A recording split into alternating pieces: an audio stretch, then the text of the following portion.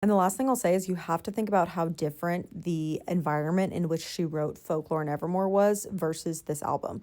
During the pandemic is when she wrote Folklore and Evermore. She was locked away at home with nothing to do, as we all were. So she delved into this fantasy magical world. She was home with a partner who, her and Joe, we think at this point, like, things were going a little bit weird. Like, I don't know. Maybe she was still in her in love with him era. Not all was right with that, as we know. So she had all the time and creative energy to delve into a project like that.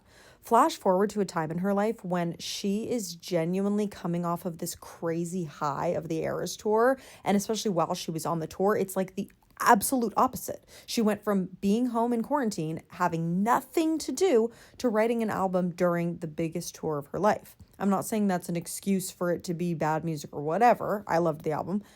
It's just different. And she's also in a relationship that went from her and Joe being very private, very locked away, very poetic, very story like, whatever, to now Travis loves her so loud, and she's out and she's having fun and she's getting dick down and she's doing all these things. She's engaged. Like, she is in a completely different place in her life.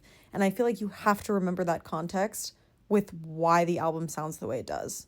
And at the end of the day, she can quite literally do whatever she wants.